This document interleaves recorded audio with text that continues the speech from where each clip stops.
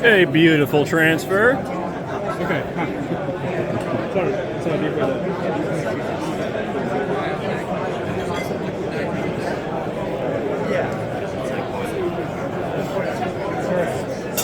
Yeah, they're way easier to fill once they once they're cold. Your finger is over. Is that not enough?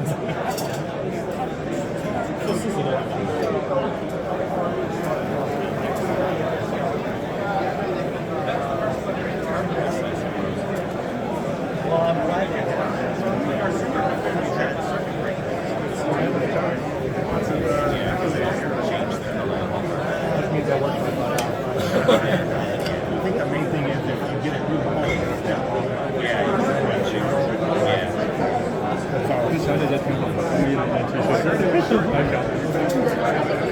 Yeah, it wasn't even supposed to spill it first. Well, then.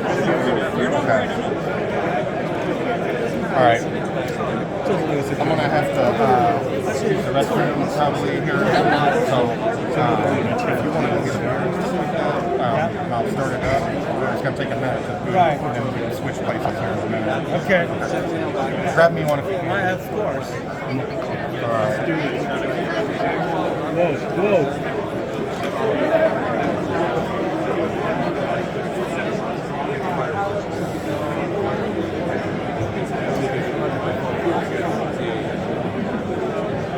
I tried to get maximum time. All right. So bear with me. It's gonna be a lot of 15 trying to get it out. So it's doing memory training. So the way it's set up right now is it's going to do memory training probably every boot because it's in liquid nitrogen mode. So that's just something it does. So I can override that behavior, but once it boots up, this will make it more reliable. So, but yeah, it's a feature that when you train up the memory the first time, it retains all the information, all the training parameters and stuff like that, and then applies it for subsequent boots. So the subsequent boot ups are much faster, you know, if you're using it in a home environment, right? So.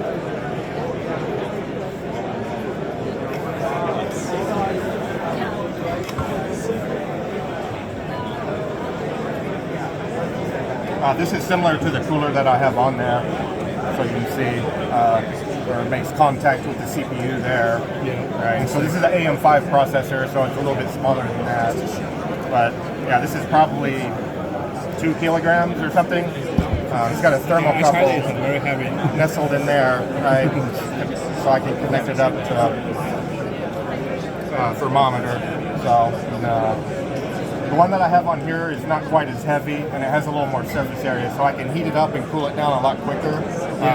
This one we call a slow pot, and this one is a fast pot. Okay. So this one can dissipate more heat over a given period of time, but this one's more controllable if I need to, you know, get it booted back up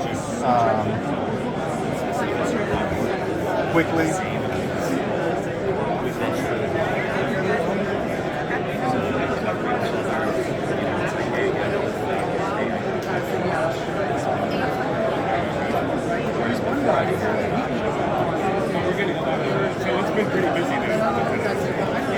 So it's up for me. I'm just trying to get this monitor working here. It was.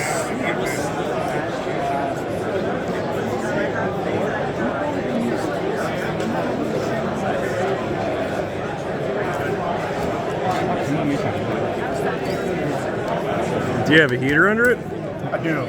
So the this green block, you can see it has a PCI power connector here, and there's actually another one here. So I have 2 heaters under the board. Actually, I can show you what that looks like if you're interested. I have another one back there. Hey, Grant, one of those calculators, there's a square piece of foam, a square piece of foam. It'll be wrapped in a thermal and anti-static bag. Alright. Okay, sorry guys, this is the first time of the day, so... Good luck. Because it doesn't detect the display. It's not working. Does not want to work.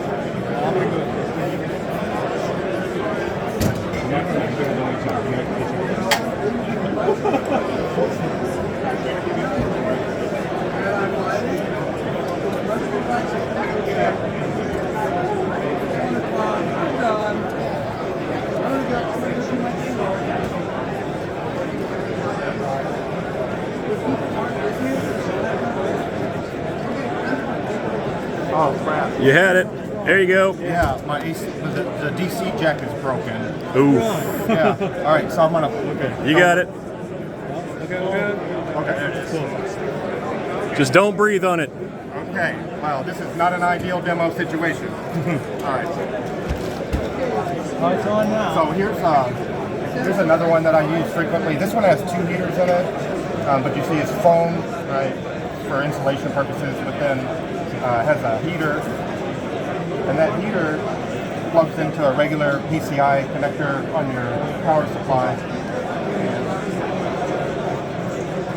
Just like that.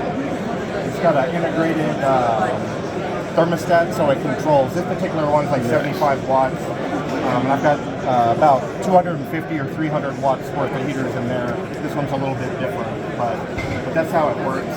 So, because the whole point is trying to keep everything above the dew point, Nice. except for the processor itself, right? So, all right, let me see if I can see.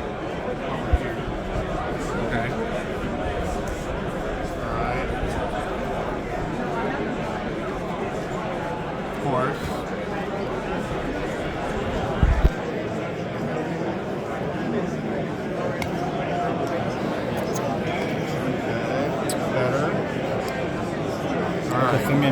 Okay. Let's hope I have the right version of Ryzen Master. Okay. Joseph built this. I built it, he cloned it. So okay. Alright, so we're running at like 33 degrees. So I have a thermometer here. Let's go. It's not easy for you guys to see. I'll show you.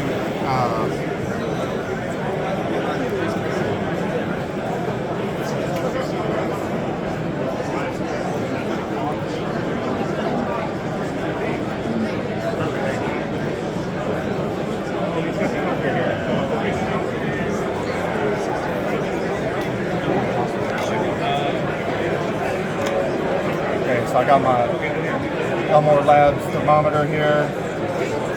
So it just went below 0.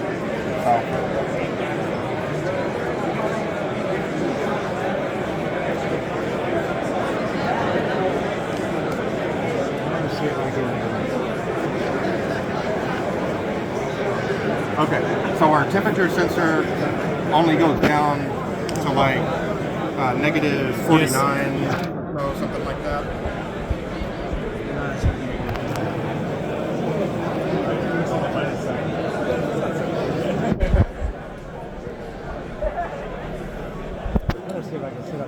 Of course, Yeah, I said. it'll be warmer than what I see here. I'm at negative 40 here, right? So there's going to be some delta. It's not very much because we don't have a load, right? But once we have a load, you can see a pretty big difference.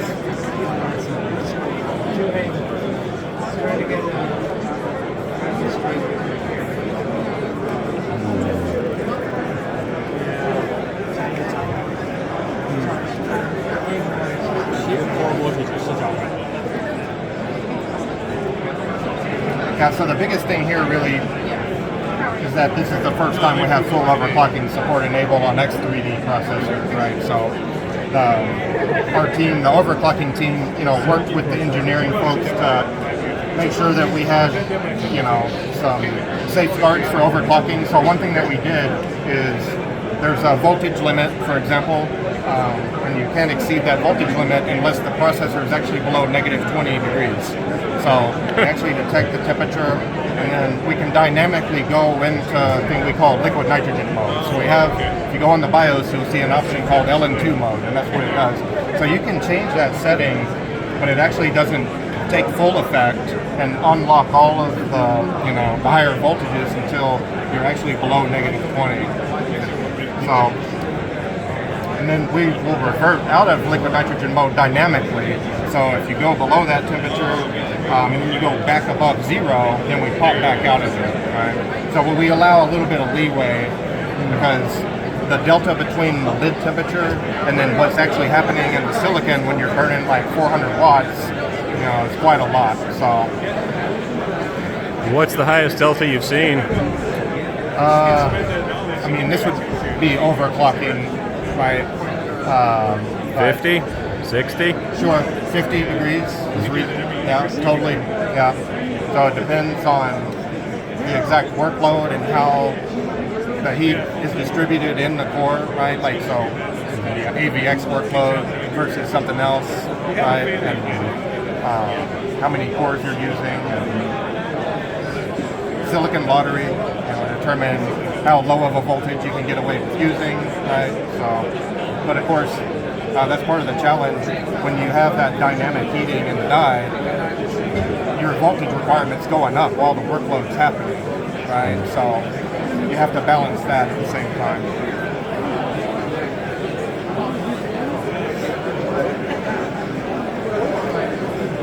All right, it's our favorite game.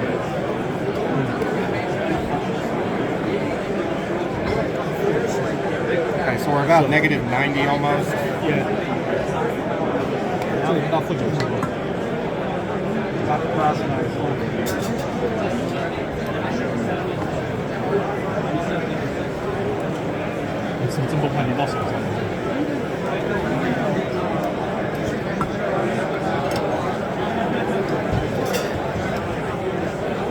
So we're still, I mean, that's how efficient this thing is, right? It went almost to negative 100, and we're still above negative 90. I had time to refill, you know, my baby newer here. So, probably see how much power are we actually dissipating.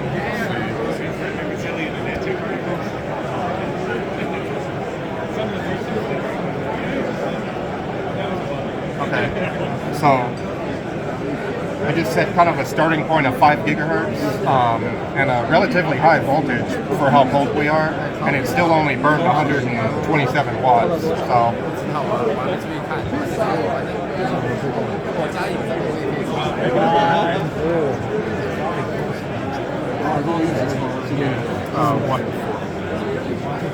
One four.